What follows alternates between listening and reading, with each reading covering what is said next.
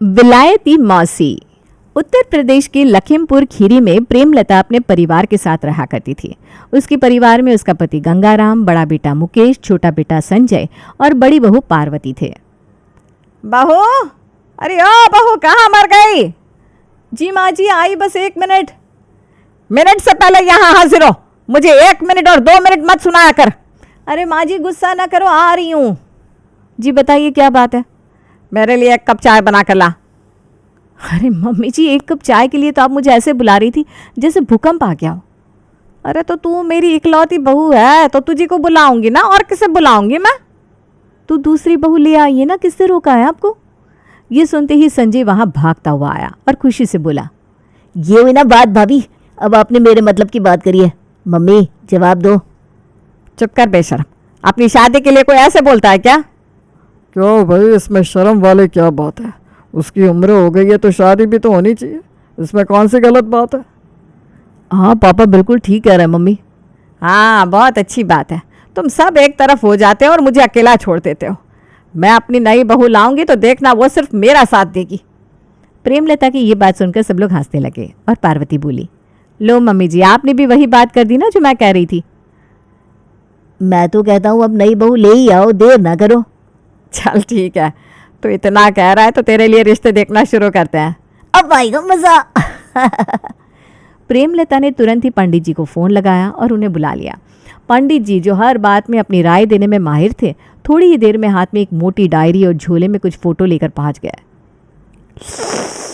देखिए प्रेमलता जी, आपके संजय के लिए एकदम परफेक्ट रिश्ता है। लड़की का नाम है काजल, सुंदर, सुशील और समझदार। अच्छा फोटो तो दिखाइए। ये देखिए, ये है लड़की।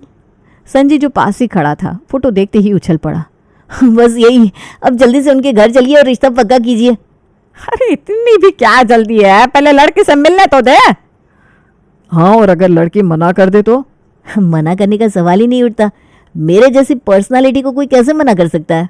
वाह बेटा, तू तो बड़ा हीरो है ना। ठीक है, 2 दिन बाद चलते हैं, पहले सब तैयारी कर लेते हैं। 2 दिन बाद संजय का पूरा परिवार काजल के घर पहुंचा। काजल के माता पिता चित्रा और प्रदीप बड़े स्नेह से उनका स्वागत करते हैं। चाय नाश्ते के बाद बातचीत शुरू होती है। बेटा क्या करती हो तुम? मैं बिजनेस करता हूँ आंटी जी, और साथ ही अपने पिताजी का हाथ भी बटाता हूँ। अच्छा, और तुम्हारे क्या शौक है? शौक? मुझे खाना बनाना, घूमना बहुत पसंद है, और हाँ, शादी करने का भी बहुत शौक है। तुम तो बड़े मजाकिया हो। सभी लोग हंस रहे थे।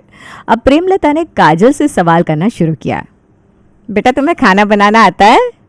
जी थोड़ा बहुत। और ये बताओ, क्या तुम्हें मेरी तरह हुक्म चलाना पसंद है? जी, आपसे सीख जाऊंगी। फिर से सब हंसने लगे। थोड़ी बातचीत के बाद काजल और संजय को अकेले में बात करने का मौका दिया गया। दोनों ने एक दूसरे को पसंद किया और कुछ ही देर में बात पक्की हो गई। लो भाई, अब सबका मुंह मीठा करो। लेकिन मम्मी जी, मिठाई खाकर कहीं आपकी शुगर ना बढ़ जाए। अरे चुप कर, ऐसे समय में बीमारियों की बातें मत कर। मेरे बच्चे का रिश्ता तय हुआ है, ऐसे समय में मीठा नहीं खाऊंगी तो कब खाऊंगी? मरने के बाद। अरे भाग्यवान, मरने की बातें ना करो। सभी लोग बहुत खुश थे। संजय और काजल की शादी की तैयारियां शुरू हो गई और घर में खुशियों का माहौल छा गया। शादी की तैयारियां जोरों पर थी। घर के हर सदस्य को अपने अपने काम दिए गए थे। गंगाराम हमेशा की तरह खर्चों की लिस्ट में उलझे हुए थे, जबकि प्रेमलता हर रस्म की बारीकियों पर ध्यान दे रही थी। आजकल मैरिज हॉल भी कितने महंगे हो गए। जो शहर के अंदर है वो लाखों का है, और जो थोड़ा सस्ता है वो ऐसे जंगल में पहुंचा दिया है जिसकी हद नहीं। मुझे चित्रा बहन जी को कॉल करके पूछ लेना चाहिए, उनके यहाँ हर रस्म कैसे होती है। शादी वाले दिन कोई बवाल नहीं होना चाहिए। मुकेश बाजार से सामान लाने और व्यवस्था करने में व्यस्त था और पार्वती पूरे घर के अंदरूनी काम संभाल रही थी। आप लोग मुझे देखकर बता देना कि कोई और सामान लाना है तो मैं जाकर ले आऊँगा।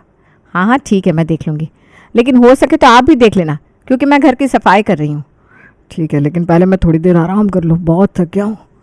बाकी सब अपने अपने काम में लगे थे, लेकिन रीचा का ध्यान सिर्फ एक चीज़ पर था, वो था शॉपिंग। हर दिन उसके हाथ में नए नए बैग आते और संजय उसे देखते ही चिढ़ाना शुरू कर देता। अरे रीचा, शादी तेरी हो रही है मेरी? इतनी शॉपिंग तो दुल्हन भी नहीं करती। भैया तुम चुपचाप शादी करो ना, मेरे शौक पर ध्यान मत दो। लगता है तूने मेरी शादी को बहाना बना लिया है अपना वार्डरोब बदलने का। भैया एक और शब्द बोला ना तो तुम्हारे कपड़े गायब कर दूंगी, फिर अपनी शादी में भिखारी लगोगे, समझे? इस हंसी खुशी के बीच प्रेमलता को अचानक अपनी बहन पुष्पा का ध्यान आया। उसने मुकेश को बुलाकर कहा, अरे मुकेश, जरा अपनी मौसी को फोन तो लगा दे। मौसी? वो कनाडा वाली मौसी? हाँ हाँ वही, उसे बुलाना है शादी में। अरे मम्मी, वो आ गई तो यहाँ सबकी क्लास लेगी। सही कह रहे हैं जी, मौसी जी को बुलाना मतलब हर काम में टोका टोकी। और अगर वो आ गई तो मेरी शादी उनके स्टाइल लेक्चर में बदल जाएगी। सभी के विरोध के बीच प्रेमलता को गुस्सा आ गया। अरे वो मेरी बहन है, उसे नहीं बुलाऊंगी तो और किसे बुलाऊंगी? पागल मत बनो, जल्दी से फोन लगाओ। अरे मुकेश, जल्दी से फोन लगा दे भाई, वरना इस घर में भूचाल आ जाएगा। तू जानता नहीं है दोनों बहनों में कितना प्यार है, उसके लिए तो ये मुझे भी तलाक दे देगी। मजाक बंद करिए जी आप। ठीक है मम्मी, गुस्सा ना करो, लगा रहा हूँ फोन। मुकेश ने फोन लगाया और प्रेमलता ने पुष्पा से बात की। अरे मेरी बहना, तुम्हें एक खुशखबरी देनी है। क्या बात है दीदी? संजय की शादी तय हो गई है और तुम्हें आना है। ओहो, ये तो कमाल की खबर है, जरूर आऊंगी। मुझे व्हाट्सएप पर इनविटेशन कार्ड भेज दो। ठीक है, मैं संजय से कहकर अब भी इनविटेशन कार्ड भिजवा दूंगी, पर तुझे हर हाल में आना है, ठीक है? हाँ दीदी, जरूर आऊंगी। प्रेमलता ने फोन रखते ही संजय को कार्ड भेजने को कहा। घर के सभी लोग थोड़ा परेशान तो थे, लेकिन प्रेमलता अपनी बहन के आने से बेहद खुश थी। उसके बाद सब वापस अपने अपने काम में लग गए। पूरे घर को गेंदे के फूलों से सजाया गया। इसी बीच एक दिन काजल के पिता प्रदीप ने उनको खाने की लिस्ट भेज दी, जिसमें कई तरह के पकवान थे और साथ ही मीठे में गुलाब जामुन थे। इतना बहुत है ना, कुछ बढ़वाना तो नहीं है? नहीं जी, फालतू खर्चा क्यों करवाना है लड़की वालों को, ठीक तो है सब। फिर 2 दिन बाद पुष्पा अचानक घर आ धमकी। उनका बदला हुआ रूप सबको चौंका गया। दीदी देखो, मैं आ गई। अरे पुष्पा, तू आ गई, मैं बहुत बहुत बहुत खुश हूँ। दीदी अब मुझे पुष्पा मत कहो, मेरा नाम पैम है। Pam is very cool. Pushpa sound so desi and down market. ये तूने अपना नाम कैसा रख लिया, पैम? लग रहा है जैसे कोई पहनने की चीज हो, जैसे पैंट। जस्ट शट अप दीदी। हाय हाय, कितनी बदतमीज हो गई है कनाडा जाके, अपनी दीदी को शट अप बोल रही है। ओह माय गॉड दीदी, मैं कोई बदतमीजी नहीं कर रही हूँ, वहाँ ऐसे ही बोलते हैं।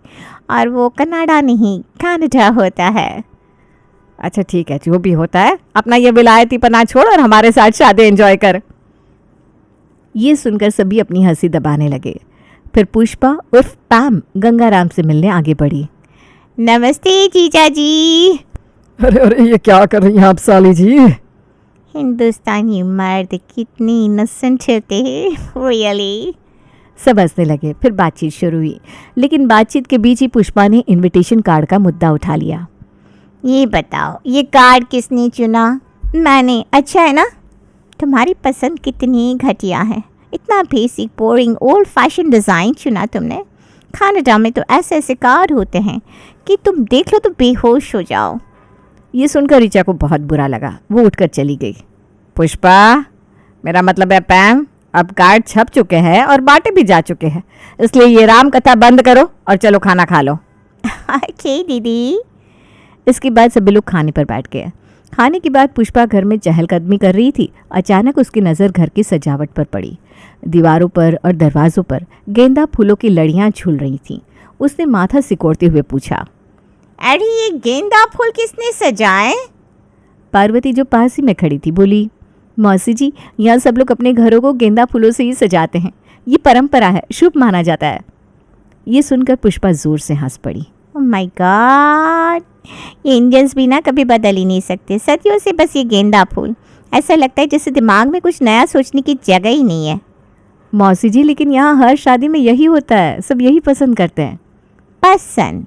ये लोग जानते ही क्या है, तुम लोग हमेशा वही करते हो जो बाकी कर रहे हैं। यही वजह है कि इंडिया इतना पीछे है।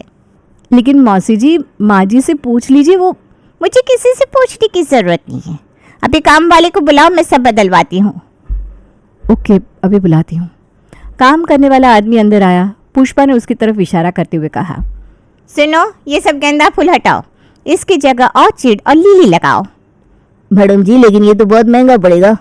तुम्हें पैसों की चिंता करने की ज़रूरत नहीं है, मैं सब देख लूँगी। बस जाओ और जितना जल्दी हो सके ये काम करो। ठीक है मैडम जी, जैसा आप कहती हैं वैसा हो जाएगा। आदमी जाने ही वाला था तभी पुष्पा ने चारों तरफ नज़र दौड़ाई और एक अन्य पारंपरिक सजावट पर नज़र पड़ती ही बोली, और ये क्या है? ये कौन सी पिछड़ी हुई चीज़ वहाँ लटकी है? इसे भी हटाओ, सब बदलो। मौसी जी एक बार माँ जी से पूछ लीजिए। अरे तुम लोग तो हमेशा पूछते ही रहोगे, कुछ नया करने की हिम्मत कहाँ है तुम लोगों में? लेकिन मैं इस घर की बहू हूँ तो मुझे तो पूछना ही पड़ेगा ना। एग्जैक्टली, तू बहू है तो तुझे पूछना पड़ेगा, बट मैं इस घर की साली हूँ, वो भी विलायती साली, मुझे कुछ पूछने की ज़रूरत नहीं है। ठीक है मौसी जी, जैसा आपको सही लगे वैसा करिए। पुष्पा ने काम करने वाले आदमी को सब कुछ समझा दिया कि कैसे क्या करना है और कुछ घंटे बाद आदमी सारा सामान लेकर लौटा और उसने ऑर्चिड और लिली के फूल लगा दिए। अब सब कुछ पुष्पा के बताया अनुसार हुआ। घर में सब नई सजावट देखकर हैरान थे। वाह मौसी जी, ये तो वाकई बहुत सुंदर लग रहा है। हाँ, ऐसा लग रहा है जैसे हम किसी फिल्म के सेट पर खड़े हो। पुष्पा अपनी तारीफ सुनकर जैसे 7वें आसमान पर पहुंच गई। देखा, मैंने कहा था ना क्लास होनी चाहिए। अब ये सजावट देखकर लोग सोचेंगे कि इस घर के लोग कितने मॉडर्न हैं। सही कहा। तभी पुष्पा की नज़र गंगाराम पर पड़ी। उसे बुलाते हुए कहा, जीजा जी सुनो, शादी में खाने में क्या क्या होगा मुझे लिस्ट दिखाओ। गंगाराम ने झिझकते हुए प्रदीप की भेजी लिस्ट पुष्पा को थमा दी। पुष्पा ने लिस्ट पढ़ते ही मुंह बना लिया। ये क्या है? छोले भटूरे, कढ़ी चावल, वेज बिरयानी, उफ, उफ, उफ, उफ, उफ। ये सब बेहद बोरिंग है, कुछ नया नहीं सोच सकते क्या?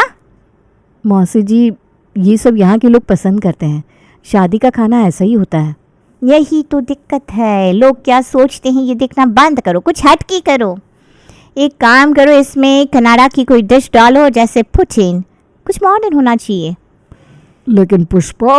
आई एम पैम जीजा जी।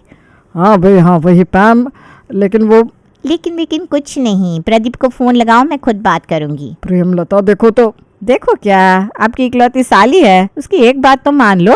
गंगाराम ने प्रदीप को फोन लगाया और कहा, जी प्रदीप जी, वो दरअसल बात यह है कि कनाडा से संजय की मौसी आई है और वो चाहती है कि शादी में कोई कैनेडियन डिश भी हो, तो क्या आप पुटीन रख सकते हैं?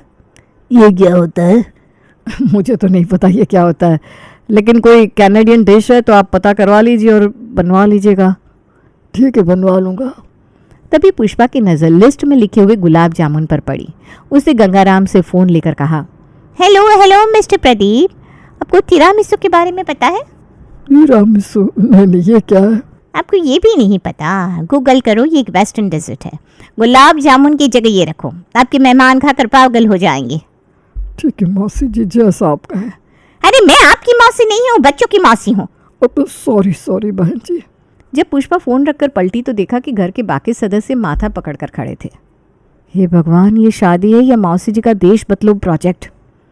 रिलैक्स करो, मौसी जी जब तक यहाँ है हम सबको मॉडर्न बना देंगी। तुम लोग मजाक उड़ाओ, पर शादी के दिन सब मेरी तारीफ करेंगे, बस देखते जाओ। अगले दिन सुबह सुबह पुष्पा ने पार्वती को बुलाया। चाय का कप हाथ में लेकर उसने इधर उधर देखा और धीरे से पूछा, पार्वती एक बात बताओ, तुम्हारे घर से शादी में क्या जा रहा है? मतलब लड़की को क्या दिया जा रहा है? मौसी जी, हमारे घर से तो सोने की एक अंगूठी दी जा रही है, यही हमारी परंपरा है। ये सुनते ही पुष्पा जोर से हंसने लगी। सिर्फ सोने की अंगूठी? तुम लोग अब तक उसी पर अटके हुए हो? अरे ये सब पुराने ज़माने की बातें हैं। दुनिया में अब पिंक गोल्ड और वाइट गोल्ड का ज़माना आ गया है और तुम लोग वही पुराने तरीके अपनाए जा रहे हो। कुछ तो नया करने का सोचो। मौसी जी, हमारे माँ पापा अपनी हैसियत के हिसाब से ही काम कर रहे हैं, हमें यही सही लगता है। हैसियत? अरे लोग क्या कहेंगे ये सब छोड़ो, सुनो मेरी बात। डायमंड की अंगूठी बनवा, वो भी वाइट गोल्ड के साथ, तब लगेगा कोई चीज़ दी है। पार्वती को अब गुस्सा आने लगा। उसने पलट कर पूछा, और मौसी जी आप क्या दे रही हैं अपनी भांजी की शादी में? पार्वती, मैं तो काजल को डायमंड नेकलेस दूंगी, ये मेरी तरफ से एक खास गिफ्ट होगा। पार्वती ये सुनकर हंस पड़ी और मज़े लेते हुए बोली, मौसी जी सिर्फ डायमंड नेकलेस? आप तो कनाडा से आई हैं, लोग क्या कहेंगे कि इकलौती मौसी ने बस एक नेकलेस दिया। अरे भला बताइए, ऐसा भी कहीं होता है क्या? कम से कम पूरा डायमंड सेट तो देना चाहिए। पुष्पा का चेहरा थोड़ी देर के लिए उतर गया, लेकिन उसने बात संभालने की कोशिश की। अरे सेट तो भारी पड़ जाएगा, नेकलेस ही काफ़ी नहीं है। मौसी जी, लोगों को बातें बनाने का मौका मत दीजिए। वो तो ये भी कहेंगे कि मौसी ने सिर्फ लड़की के लिए गिफ्ट लाया, बाकी के लिए कुछ नहीं। आपको सबके लिए कुछ न कुछ लाना चाहिए था ना, पुष्पा ने दिल पर पत्थर रखकर कहा। अच्छा ठीक है, सबके लिए कुछ ना कुछ मंगवा देती हूँ। कुछ घंटे बाद गंगाराम के पास शादी में हो रहे खर्चों के बिल आने लगे। ओहो, ये जो नए फूल मंगवाए गए थे उसका तो बहुत बिल बढ़ गया है। और प्रदीप जी का फ़ोन आया था कि खाने में जो चेंज हुआ है वो भी काफ़ी महंगा पड़ रहा है, क्या करें। पापा जी ऐसा कीजिए ना, ये सारे बिल मौसी जी के पास पहुंचा दीजिए। ये सारे बदलाव उन्हीं की वजह से तो हुए हैं। हाँ, ये आइडिया अच्छा है। गंगाराम ने तुरंत सारे बिल पुष्पा के पास भिजवा दिए।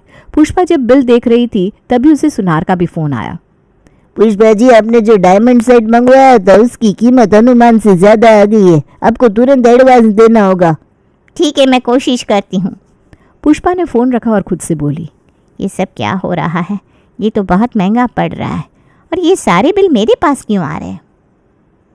ये तो शादी के खर्चे हैं, इन्हें तो घर वाले ही संभालते हैं। मौसी जी, इन सारे खर्चों की जड़ आपकी दी हुई राय है। आप ही ने कहा था ना, फूल बदलवाओ, खाना बदलवाओ। अब राय के साथ पैसे देना भी तो ज़रूरी है ना। अरे लेकिन मेरी बहन यहाँ मेहमान है, वो क्यों देगी पैसे? मेहमान घर में बदलाव नहीं करवाते, तो जो बदलाव करवा सकता है वो पैसे भी दे सकता है। मौसी जी, आपने जो बदलाव कराए उनका बिल तो आप ही को चुकाना पड़ेगा, ये तो न्याय संगत है। पुष्पा के पास अब कोई जवाब नहीं था। उसने भारी मन से सारे पैसे चुकाने की हामी भर दी। शादी का दिन आ गया, सब खुश थे, लेकिन पुष्पा का चेहरा उतरा हुआ था। पार्वती, मुझे अपनी गलती का एहसास हो गया है। मैंने बिना सोचे समझे राय दी और उसका नतीजा अब भुगत रही हूँ। मुझे माफ़ कर दो। मौसी जी, माफ़ी मांगने की ज़रूरत नहीं है। हमने आपको सबक सिखाने के लिए ऐसा किया। अगली बार राय देने से पहले 2 बार सोचिएगा ज़रूर। अब तो राय देने से पहले 100 बार सोचूंगी। इस शादी ने मेरी अकल ठिकाने लगा दी। शादी खुशी खुशी संपन्न हुई। पुष्पा को इस घटना से बड़ी सीख मिली। Hello friends, thanks for watching this video. अगर आपको ये वीडियो पसंद आया है तो प्लीज लाइक, सब्सक्राइब, कमेंट्स करें इस वीडियो पर और हाँ, शेयर करना भी ना भूलें। और भी मजेदार वीडियो देखने के लिए नीचे दिए गए बेल आइकॉन को दबाएं।